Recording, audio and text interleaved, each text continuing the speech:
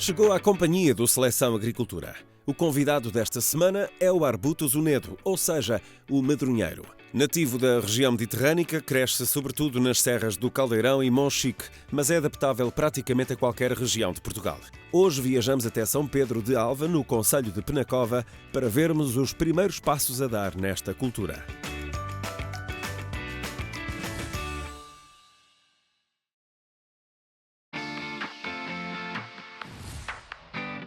Esta semana acompanhamos o trabalho de reflorestação e plantação de um medronhal. Nestes 20 hectares encontram-se 25 mil pés desta planta, uma parte em modo selvagem e outra em plantação orientada. A mancha aqui que está a ser intervencionada agora com as retanchas é de facto uma mancha muito especial, portanto não é o ótimo de medronhal, nem de perto nem de longe. O solo não é tão pouco melhor, é um solo perfeitamente rochoso, não é? Mas ainda assim esta é uma árvore de tal maneira robusta que mesmo neste tipo de solo consegue arrebentar. Onde tem medronhos é ali embaixo, ali, por isso é que eu disse que já não tem muita luz. Então e aqui esta zona? Portanto, estamos aqui numa parcela que se designa de tanque, esta mancha aqui, que foi uma mancha que foi intervencionada já em janeiro deste ano, em que fizemos plantação ordenada de medronheiro. Portanto, aqui o compasso que nós usámos no socalco foi 2,5 entre plantas e fora do socalco, portanto, são 4 por 2,5. Desta colheita fazem também a replantação, não é? O repovoamento. Sim, nesta fase, portanto, estamos neste momento a fazer a retancha da mortalidade que houve no verão, que foi alguma, ainda assim creio que para uma espécie autóctone que está bem adaptada a este terreno, não foi por aí além, portanto estamos a falar de uma plantação, no meu caso, uma plantação sem rega. O que faz com que naturalmente haja aqui alguns aspectos que nomeadamente num verão tão seco como aquele que foi, que são lesivos, mas com uma mortalidade entre 15% a 20%, penso que não está nada mal.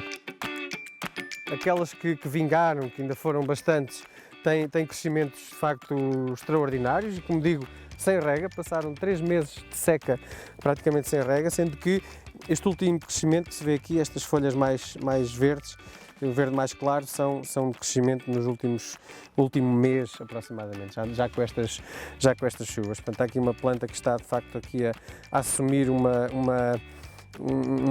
conformação muito interessante, portanto, com vários ramos, ela vai abrir e é precisamente isto que se pretende do medronheiro. O medronhal português representa atualmente 15.500 hectares do território nacional e tem vindo a crescer nos últimos anos, sobretudo no Algarve. A pequena árvore pode chegar aos 200 anos e resiste a diferentes tipos de solo.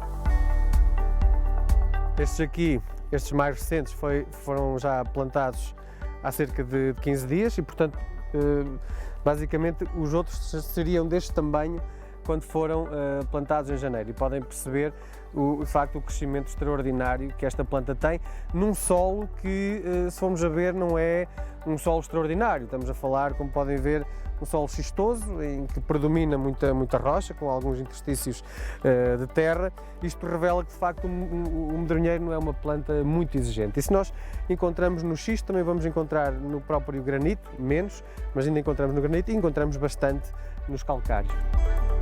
Após o seu cultivo, esta planta arbustiva oferece diversas aplicações, quer através do fruto, para aguardente ou fruta em fresco, quer da flor, ou não fosse também o medronheiro uma árvore ornamental. Temos muito medronhal espontâneo, portanto eu fiz também a recuperação desse medronhal. E nesse medronhal que teoricamente já devia estar a produzir, o ano passado tivemos boa produção, este ano, de facto, por fenómenos que ainda estamos a tentar avaliar, a produção não foi muito elevada e é um pouco também aquilo que se passa pelo peixe fora. Uma das desconfianças que temos é que, de facto, o ano passado foi um ano de pouca produção de mel. Eu tentei, perante os produtores de mel, perceber este fenómeno. Muitos referem-me já uma quebra da população de abelhas, e isso também pode ser uma explicação, embora careça aqui de facto desta base científica, para uma baixa produtividade de medronho neste ano que estamos neste momento a passar. As abelhas têm no madronhal um importante papel de polinização e o mel que produzem é muito valorizado no mercado português, com alto teor antioxidante, para consumo humano e também aplicado na cosmética. O fruto, por sua vez, é rico em taninos e açúcares e tem um forte poder antibacteriano. Quanto tempo é necessário até que um medronheiro possa dar frutos? Depende muito do solo, depende muito do tipo de planta. Se é uma planta, por exemplo, melhorada, um clone, poderá vir a ter produções um pouco mais antecipadas. Seja como for, para aqui a nossa estimativa é que vamos necessitar entre 4 a 5 anos para que estas plantas que foram plantadas de facto em janeiro de 2015 possam vir a produzir. Entre setembro e eventualmente janeiro, em determinados anos, temos o fruto, que primeiro é verde, depois passa a amarelo e finalmente esta cor vermelha que com certeza demonstra o seu estado maduro, e simultaneamente temos a flor que encerra já o fruto no seu interior. E portanto nós vamos ter aqui um fruto que neste momento tem este tamanho ainda bastante reduzido, mas que estará à mercê das intempéries até ao seu estado adulto, que será para agosto, setembro do ano que vem. E, portanto, torna esta cultura aqui bastante vulnerável às circunstâncias climáticas, principalmente. Esta árvore pode ir dos 5 aos 10 metros de altura. É conhecida pela sua resiliência a ataques de pragas e doenças e quando são alvo, por exemplo, de doenças foliares, basta arrancar as partes atingidas e rapidamente a árvore recupera.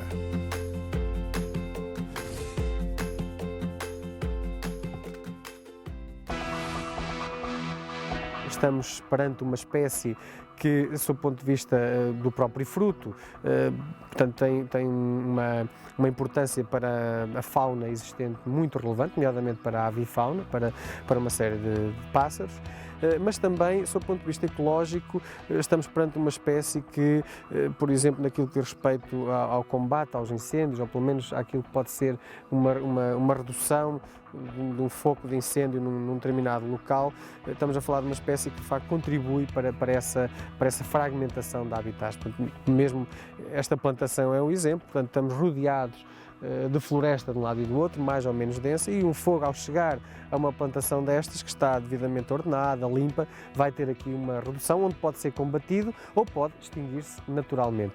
Ainda assim, e caso o medronhal seja afetado, estamos a falar de uma planta que é das primeiras a regenerar. O eucalipto ocupa atualmente 812 mil hectares do território florestal nacional e continua em expansão. Em época de fogos florestais, o eucaliptal é especialmente perigoso como aliado na propagação dos incêndios. O caminho deste tipo de floresta faz-se por questões de rentabilidade dos terrenos. A Medronhalva quer mostrar que a rentabilidade pode estar noutra espécie.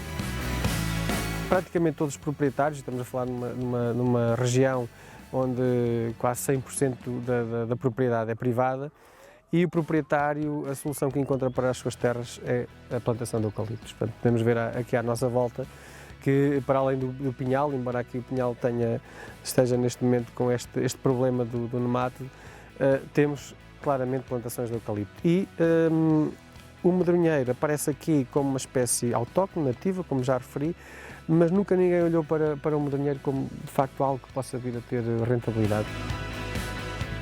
Temos aqui um eucaliptal com cerca de 4 anos, é o segundo corte, e reparem o subcoberto que temos aqui, portanto, de medronhal, eu diria um medronhal puro, como podem ver, que quando se proceder ao corte do eucaliptal, aquilo que o agricultor pode vir a fazer é, de facto, conduzir o medronhal que cá existe.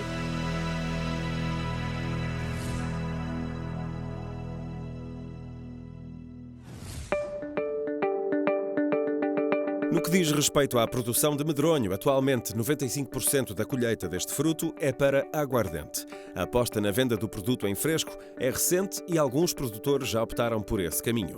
Para aumentar a oferta e diversidade no campo, aqui foram plantadas diferentes variedades. Uma das estratégias que eu também adotei aqui na minha cultura foi a de utilização do material vegetativo que tenho aqui. Portanto, eu basicamente colhi o fruto espontâneo que aparece aqui na região, coloquei num viveirista que aceitou o fruto, fez a germinação e, portanto, obteve milhares de pés, e foram esses pés que eu voltei a plantar nesta região.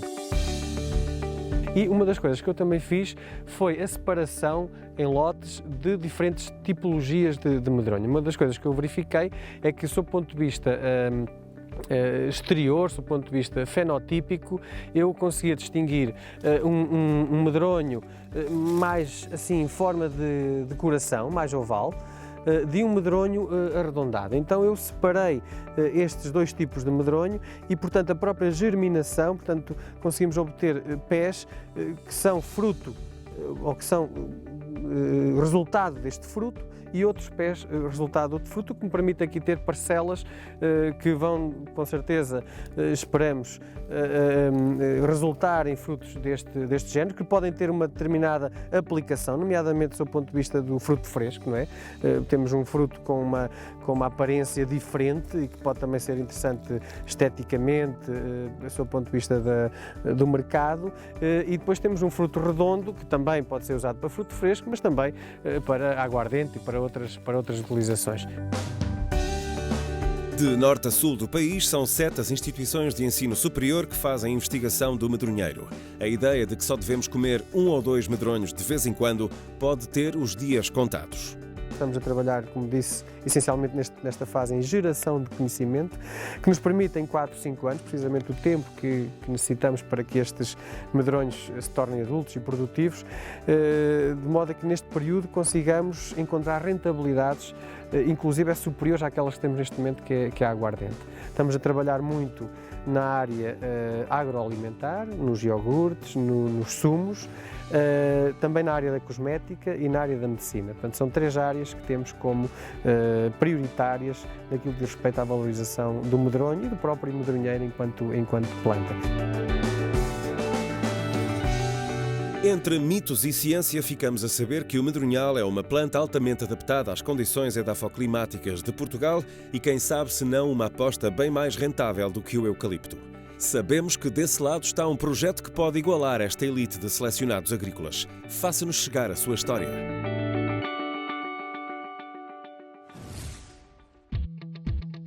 A oscilação contínua dos preços das matérias-primas alimentares tem um dos melhores exemplos no sorgo. Barato de cultivar, resistente à falta de água e com forte procura por parte dos criadores de gado para a alimentação dos animais, o preço deste cereal conheceu em 2015 uma flutuação acentuada. O gráfico dos últimos 5 anos confirma a propensão desta espécie de milho para variações bruscas de cotação em períodos de tempo relativamente curtos. Dos $175 por tonelada métrica em setembro de 2014, o sorgo escalou para quase $250 no início de abril, cotando abaixo de $180 no fim de 2015. Os Estados Unidos são o maior produtor mundial de sorgo, com cerca de 20% da produção total no planeta. E agora fique com a nossa agenda. Em Macedo de Cavaleiros decorrem no dia 6 de fevereiro as 11ª Jornadas Macmel e o 4º Seminário Associação Apicultores Seita da Abelha. O Cantinho das Aromáticas, em Vila Nova de Gaia, promove o workshop Produção de Ervas Aromáticas nos dias 27 e 28 de fevereiro. Esta semana percorremos os terrenos xistosos de Penacova e quebramos alguns mitos sobre o medronho. Esta cultura nativa pode ser uma alternativa eficaz para o investimento numa floresta de produção. O Seleção Agricultura despede-se por hoje, mas marcamos encontro aqui na sua SIC Notícias na próxima semana, à mesma hora.